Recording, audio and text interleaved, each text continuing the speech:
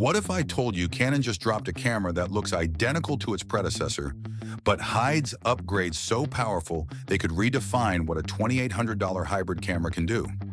This is the Canon EOS R6 Mark III, and today we're putting it head-to-head against the R6 Mark II to answer one burning question. Is that $800 difference really worth it?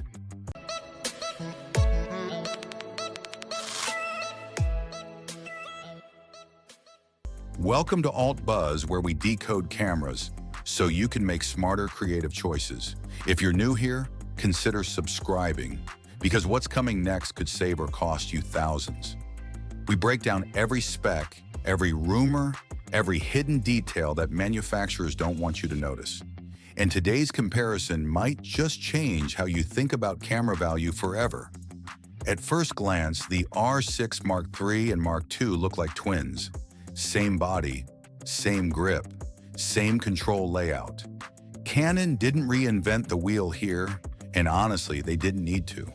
But under the hood, the differences are dramatic, especially for hybrid creators who live between stills and video.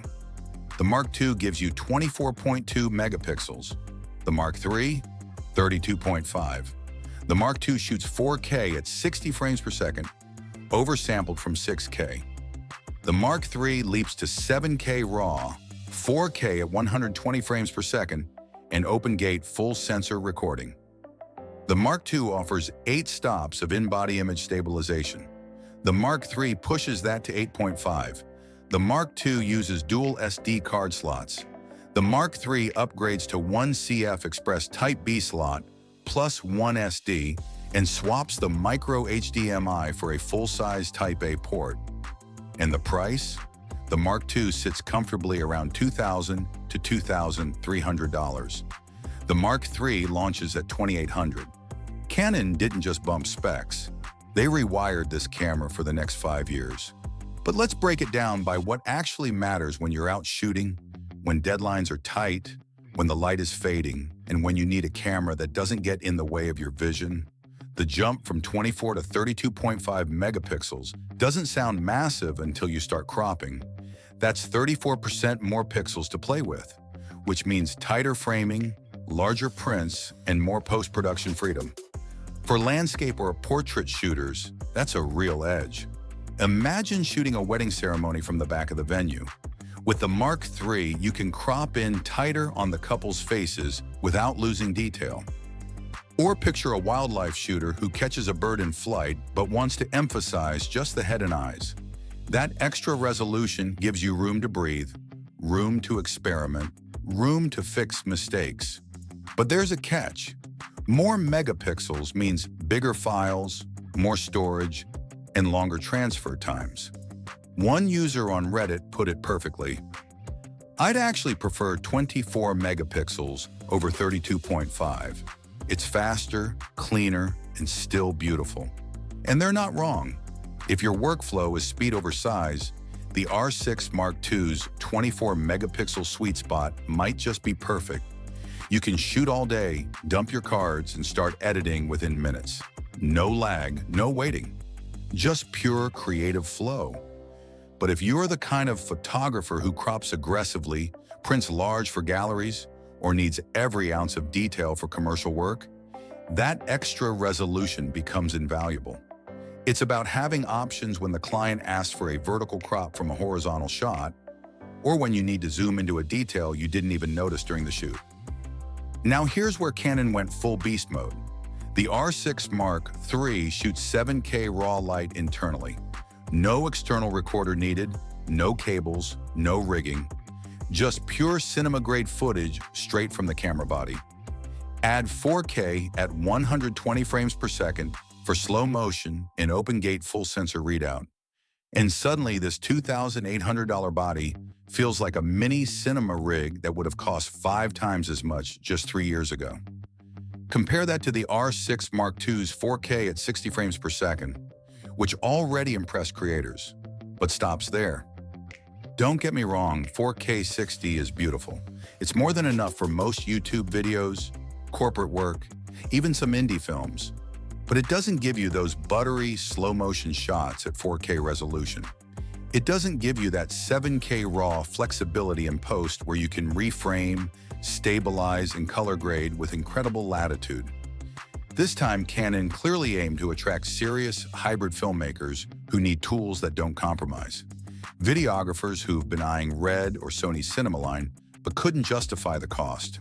Creators who want to deliver Netflix-quality footage but also need to shoot stills at a wedding the next day. But remember, more power means more demands. Faster CFexpress cards that can cost $200 for a single high-capacity card. Bigger drives because a single day's shoot might generate half a terabyte of footage. Heavier editing workloads because 7K raw files will bring older computers to their knees. So if you're not editing raw or slow-motion content regularly, you might never touch those top specs. And that's okay. Not every creator needs the bleeding edge. Sometimes the tools you already have are more than enough to tell the stories you want to tell. If your content lives mostly on YouTube, Instagram, or the web, the Mark II's 4K 60 frames per second might give you 90% of the image quality for 70% of the price. And let's be honest, most viewers won't notice the difference between 4K 60 and 7K RAW when they're watching on a phone screen during their morning commute. Here's the twist. The R6 Mark III can literally capture moments before they happen. Its new pre-continuous shooting mode records 20 frames before you fully press the shutter. The camera is always buffering, always ready, so when action unfolds, you've already caught it. Imagine a bird taking off, a bride tossing her bouquet, or a child splashing into a puddle. You get the perfect moment, even if your reaction is a split second late. Paired with Canon's upgraded dual-pixel CMOS AF Mark II, which recognizes up to 10 faces and locks on instantly, the Mark III feels almost psychic. The Mark II still offers excellent autofocus, but the Mark III goes from intuitive to instinctive.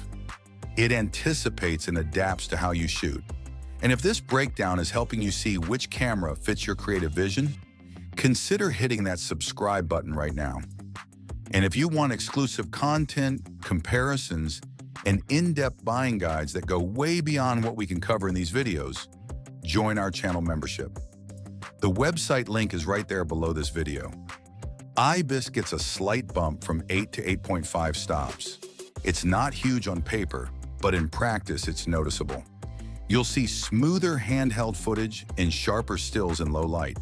Those extra half stops mean you can push your shutter speed lower, use longer lenses without a tripod, and walk and talk without jitter. Think about shooting a documentary in a dimly lit cathedral. With 8 stops, you might need to bump your ISO to 3200. With 8.5 stops, you can stay at 1600, preserving more dynamic range and cleaner shadows. Or imagine vlogging while walking through a crowded market. That extra stabilization means the difference between footage that's usable and footage that's cinematic. Body design remains nearly identical. Canon played it safe because when it works, it works. So if you already own the R6 Mark II, you'll feel instantly at home with the Mark III. The grip fits your hand the same way. The buttons fall under your fingers in the same familiar pattern. The menu system, while updated, maintains the same logical flow. No learning curve, just more power under your fingertips. And for professionals who need to deliver results immediately, that familiarity is worth its weight in gold. You can pick up the Mark III and start shooting at full speed within minutes, not days or weeks. Here's where we get real. The Mark III doesn't just cost $800 more. It's more expensive to own and operate. It uses CFexpress Type B cards, which are fast but pricey.